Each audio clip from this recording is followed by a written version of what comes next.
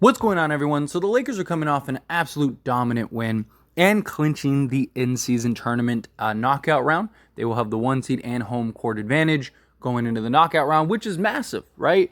But the Lakers beating the Utah Jazz. Obviously, Utah isn't this great team this season, but still, it was a very notable win because the team came together. This was a great team win. And it wasn't like the Lakers were just shooting the lights out and absolutely incredible from three-point range. No, they shot only 38%.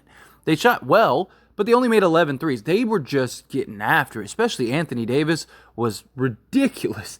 He had 16 rebounds and 5 offensive. I mean, everybody contributed. Everyone played their part.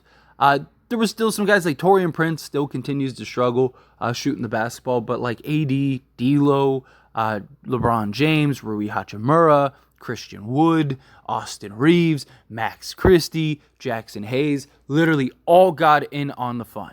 I mean, the bench scoring was ridiculous. Just the bench alone, we had 4 guys in double figures, and Christie a 3 away from being everybody on the bench being in double figures. We had 7 guys total in double figures. That's the kind of game you want to see. Well, now the Lakers have a second game of a back-to-back against the Dallas Mavericks. Luckily, it is at home, but we're without Cam Reddish, which hurts, and it hurts badly because Reddish he's been great defensively.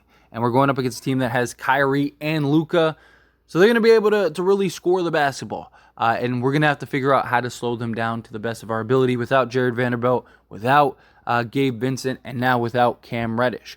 But I'm really looking at Christian Wood. I'm looking at Christian Wood heavily this game, right? This is the revenge game, right? He was not happy, had some choice words for the Mavericks, right? When he came with the Lakers, talking about how I'm glad, I'm at a place that has communication and, just kind of throwing some shade at the Mavs. Well, it's your first showing against the Mavericks. We're going to need you, right? We're going to need you badly. It's not like Mavericks have an elite big man core. So this should be a game where Christian Wood shows up.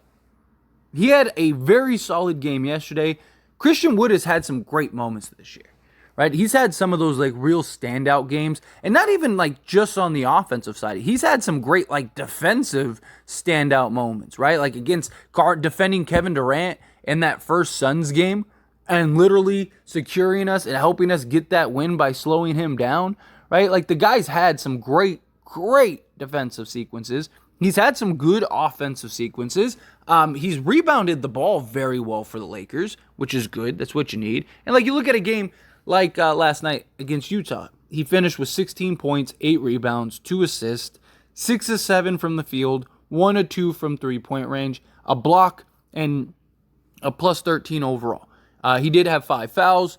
Got to cut down on the fouls, right? We don't want Christian Wood fouling out. But very solid game. If he could give that to us night in and night out, the Lakers would be very good, right? But you look at overall this season, he has had a lot of struggles. And he hasn't really seemed to have found his rhythm. He hasn't really seemed to have found his stride. Now, I do think a lot of that is he just wasn't able to play, right? So him being a free agent all the way up to a week or 2 before training camp, he can't use any facilities because he's a free agent. He's not a Mav. He's not a Dallas Maverick, so he can't go to Dallas's facility. He hadn't signed with the Lakers yet, so he couldn't go to the Lakers facility. So he's working at local rec centers and the YMCA or getting reps at local high schools and stuff like that.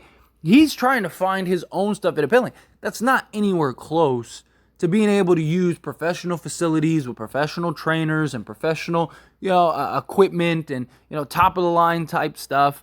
And then him being able to scrimmage and work out and do it. You're never going to be able to replicate an NBA game. There is no replication. You could play, 5-on-5 all pros, right? You could have the most intense game. It doesn't matter. It's not the same thing as an NBA game as far as pacing, just the atmosphere, just everything, right? There's so many factors that go into an NBA game that you're never going to be able to replicate it. So I do think some of it is that he's just he just needs to continue to get a handful of games under his belt. I'm hoping 20, 25 games in, he starts really coming into his own. I would love it that Utah game is kind of the beginning, kind of the step in his stride on the offense side and being an impact. I also think a part of it is just the role that he's playing. It's been rather limited, right? He's not playing this huge, significant role. I mean, even his minutes, he's averaging 21 minutes per game in these 15 games. It's the fewest since 2019-2020 with the Detroit Pistons, in which he averaged 21.4. So basically, since he started to establish himself with like the New Orleans Pelicans and stuff, this is the fewest minutes he's played. So I'm sure there's an adjustment period to that. He's kind of playing as like a 3 out on the perimeter. Even when he's at the 4 or even playing the 5 at times, he basically is playing as if he's a 3. He's just primarily out on the perimeter, catching the basketball, trying to make plays, hitting the open shot. He's basically evolved into a 3-and-D guy for the Lakers, which he's capable of that, but I don't really think that that's his game, which I get. It's like, because you have Anthony Davis, you have LeBron James, you have, Rui Hachimura, you have all these guys that you're trying to find minutes and spots for. And so it's like, we'll use Christian Wood's assets as a stretch big so that way we can play him alongside guys that we wouldn't be able to play with like a normal big if we played him down low. So I get it is this kind of like give and take. But again, this season, he even in the opportunities that he has had, he's had his struggles. It's not anything like tragic or anything like that. I mean, he's still shooting 46% from the field, which again, I mean, he's taking 5.5 field goal attempts per game, and half of them, 2.5 of them, are coming from three-point range. Of course, his field goal percentage is not going to be as good as it would be otherwise. But his three-point shooting, I mean, this is a guy that's a 38% career three-point shooter, and he's shooting just, I'll be kind, and round up to 32%. He's on 2.5 attempts per game, which is also his fewest since, again, that Detroit season at 2019-2020. And it's his worst shooting season.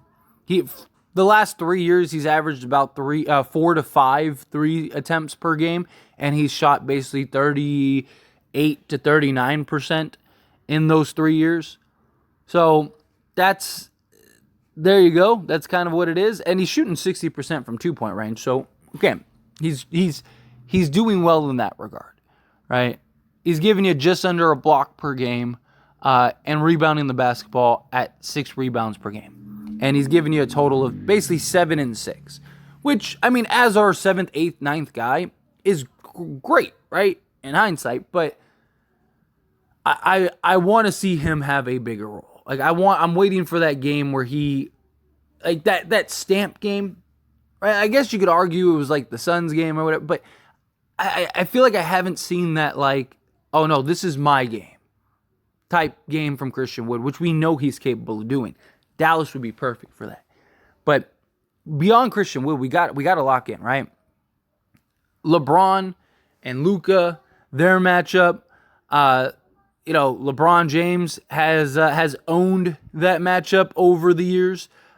He currently, as far as the head-to-head goes, Luka is 4-7 career versus LeBron James. So I'm hoping that it's about to be 4-8 career against LeBron James and the Lakers. So it's definitely something that's in our favor. And also another worthy note is Kyrie is 3-11 against LeBron James. So the Lakers have 2 heavy advantages. Now, Kyrie and Luka haven't really been together playing LeBron. That's independently, so that could be very different. But again, kind of a good sign. But Lakers got to lock in. They got to focus. We're without our 3 best perimeter defenders. That's going to hurt. We're going to have to make that up by committee. Everyone's going to have to buy in. Everyone's going to have to lock in. Everyone's going to have to do their part and play their role, right? We coming off of a great game where momentum and excitement and stuff should be at a high. Guys should be pumped. Guys should be ready. And it's time to lock down and get it done. right? I need another collective team effort type win. I don't want to see us, struggling and scrounging and, oh no, like, what's going on? This isn't the Laker team from it. No. Luckily, we beat them and dominated them in absolute blowout fashion. So, LeBron and AD got some ample rest. So did several other guys. Minutes were low across the board, which I love to see, right? So, guys should be not fresh, but they should be fresher than they would be otherwise, right? Anthony Davis played 29 minutes, D'Lo 26, LeBron 24, which is huge.